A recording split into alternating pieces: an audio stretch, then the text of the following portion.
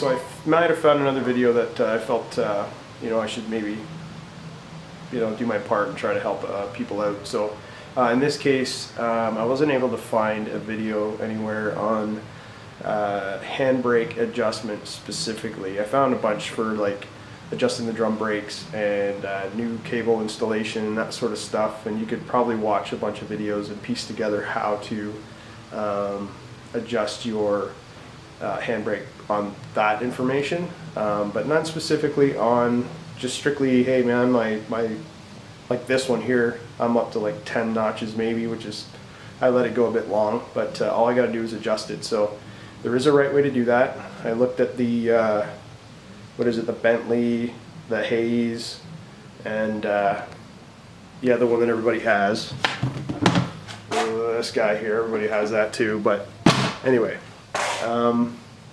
so I thought I'd put together something real quick. I'm going to do shortest video I can, hopefully 5 minutes.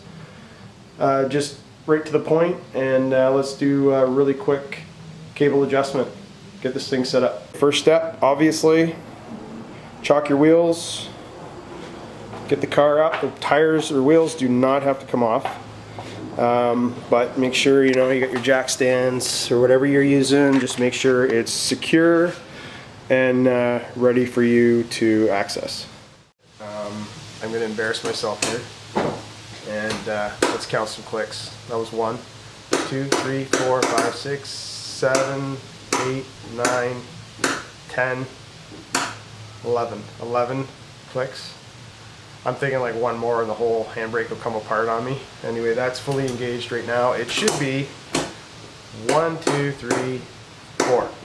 So anyway, we're going to get it to that point for right now.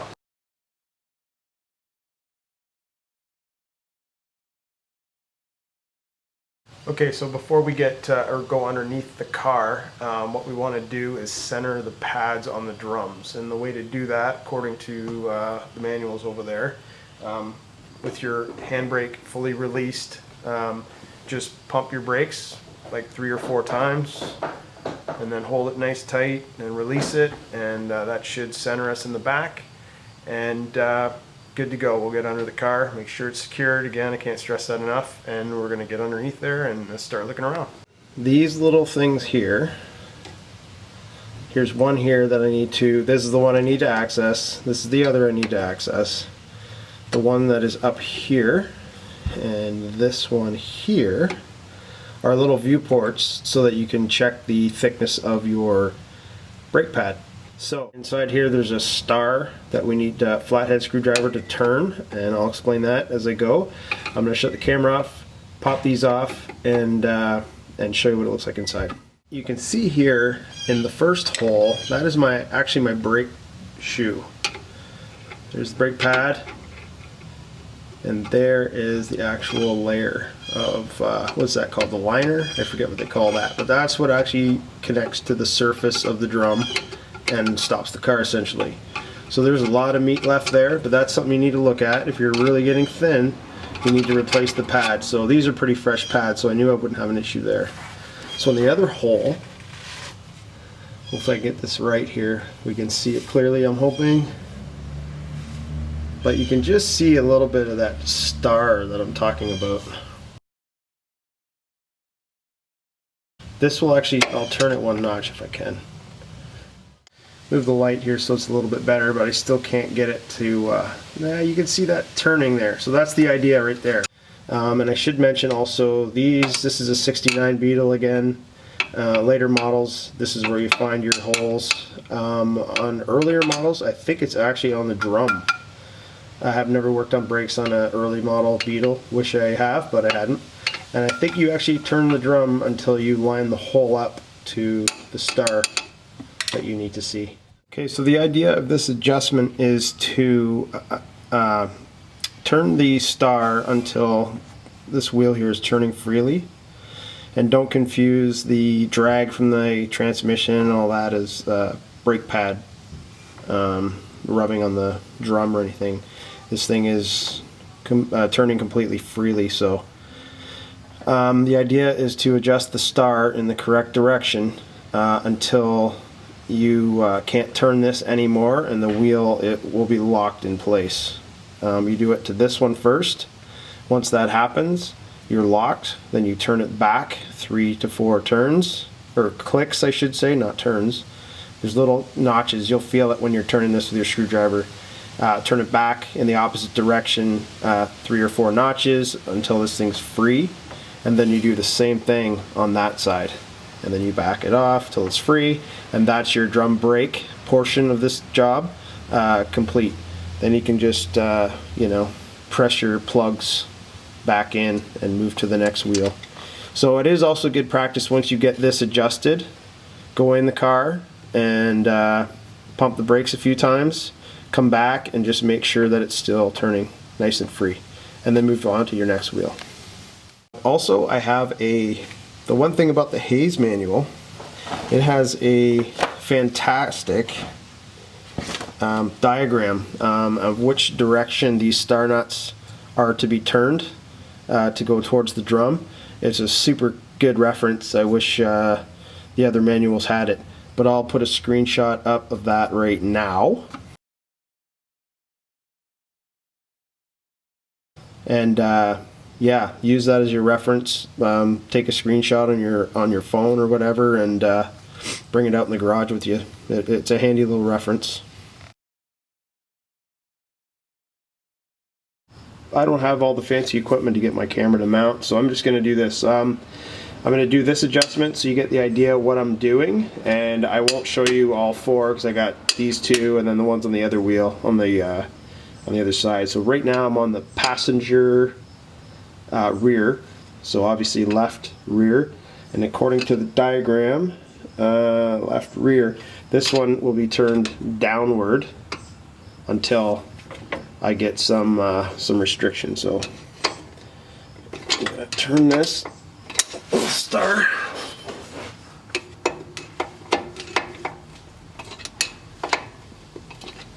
until, according to the book, it's until it stops turning. So here we go, I guess. Okay. So yeah, here we go. That is now fully restricted. So let me count back.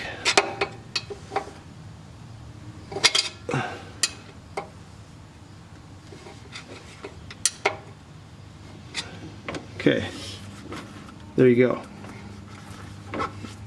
Make sure, oh yeah, still some restriction there, so I'm gonna keep going.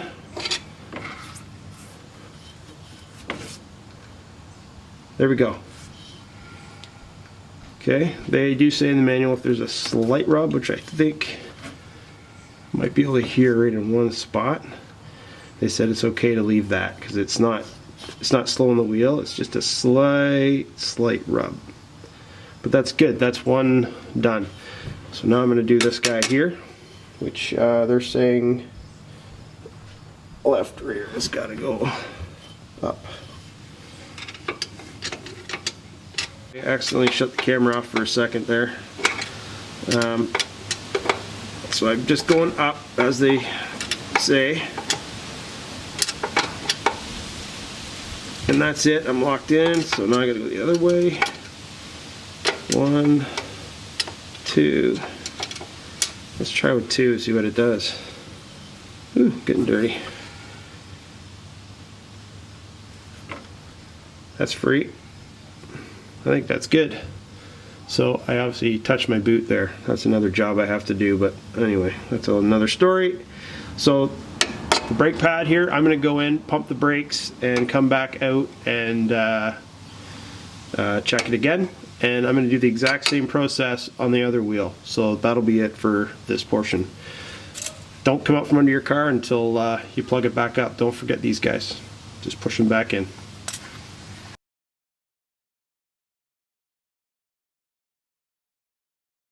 It's important that the drum brakes, or the brakes are adjusted under the car at the rear before you move ahead and do your parking brake adjustment. The parking brake adjustment is done here inside the car. Obviously, this is where the cable ends are, and pretty straightforward, pretty simple. This is the one for the passenger side, and then this is the driver's side on, or the boot here on this side. So all we do is loosen the lock nut. It's a 10 mil, I believe, according to the book. Let's see. Okay, so here we go. I got my two. It was pretty tight, so I got two 10 mils.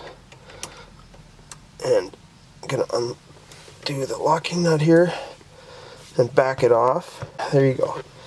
There's the locking nut. Just backing it off. Give me some room here. And now there's a slot right here. Hopefully the camera's sharp enough. Let's see if I can get zoomed in a bit without having to do too much adjusting. Yeah, hopefully that's close enough. There's a little slot there. So we got a screwdriver. Same one I used on the back. Just to hold it in place. There we go. And now we're just going to tighten this a little bit.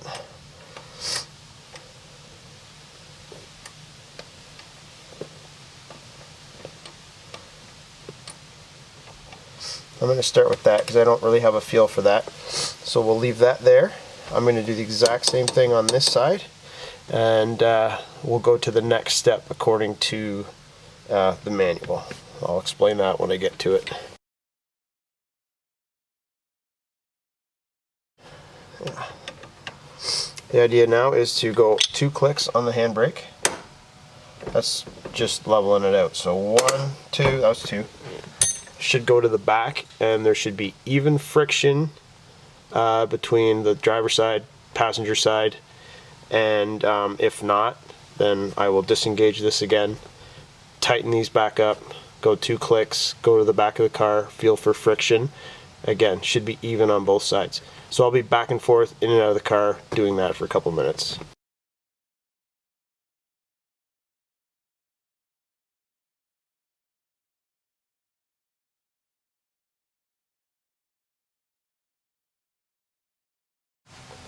Okay, so as mentioned, I went back and forth, in and out of the car, and here's the procedure. So adjusted this one, adjusted this, back and forth, in and out of the car, and each time I'd go 1, 2 clicks, go outside.